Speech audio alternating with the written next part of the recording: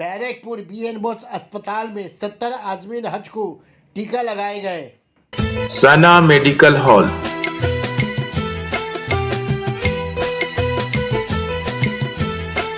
%10 discount on every medicine.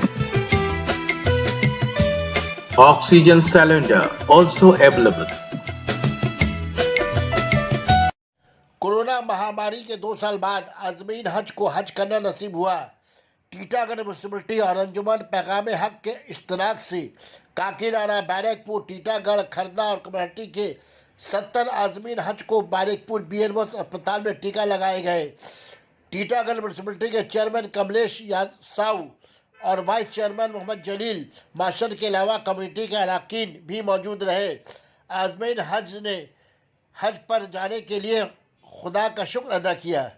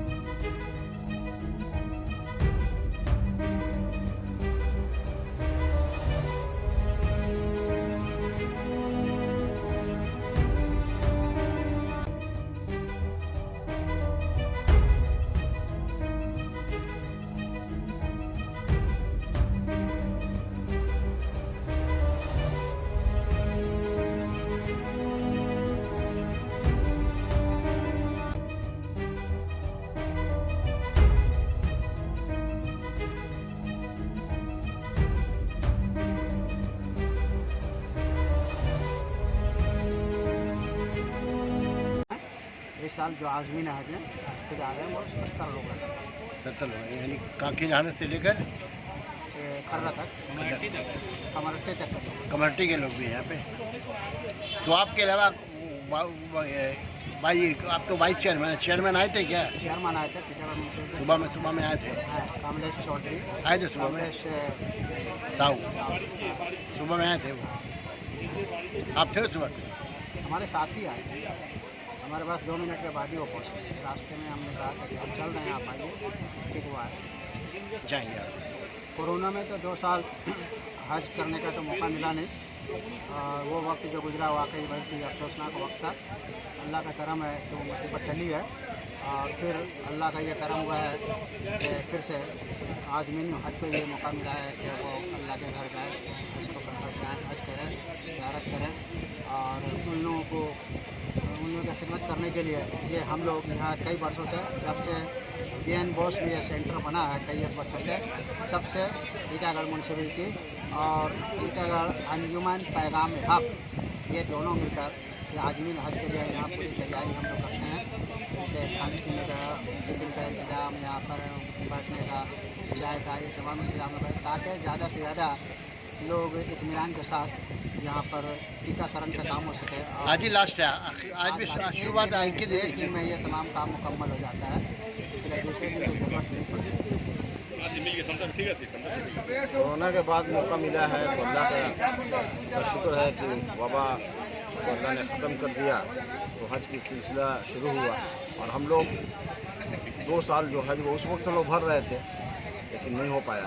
तीसरा दफ़ा फिर भरे तो कबूल हुआ अल्लाह ने, इसको जब बुलाया है उसी वक्त पहुँचेगा इंशाल्लाह। आप तिरमिल के किस पोस्ट में काकीनाडा में?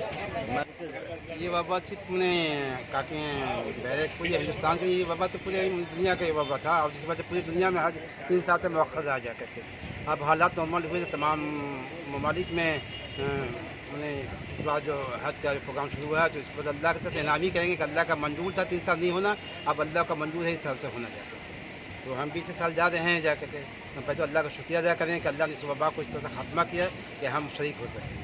बल्कि ऐसा भी है कि अपनी ज़ाती बात बता दें कि इस बार जो उम्र के हद 65 साल की गई है, 65 साल, तो अल्लाह का शुक्र हुआ अगर 1.5 महीना अगर हम कबल पैदा होते तो उम्र के हद हम पार किए होते और मेरा हज नहीं होता जाता। तो भी अल्लाह का शुक्र है कि मुझे हज के साथ अल्लाह अपने फजल काम से ख़ास करम से मुझे इस पर जाने का मौका आता। अच्छा, हज के लिए जो उम्र का जो बंदिश कर दिया गया है, इसमें क्या कहना चाहेंगे? हज के बरकत उम्र की जो बंदिश कर दी गई 65 साल के बाद लोग हज नहीं कर पाएंगे, क्या कहना चाहेंगे? अच्छा हुआ या खराब हुआ? देखिए, हकीकत आकाशी अगर की जाती है बात बिल्कुल कही जा सकती है कि चूँकि हज का अमाल ऐसा है इसके साथ सेहत का ताल्लुक है और तमाम अरकान सेहत के साथ ही मैंने अदा किए जा सकते हैं। तो ये फैसला हम ही नहीं कहें कि मैं ज़्यादा हूँ या मैं सिलेक्शन हो गया हूँ।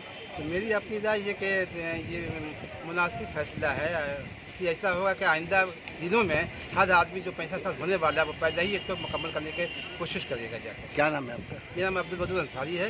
मैं मगरबी बंगाल के में जो वाहिद प्राइमरी टीचर का ट्रेनिंग कॉलेज है Urdu medium government primary teacher training institute, उसी का साबिक प्रिंसिपल हूँ।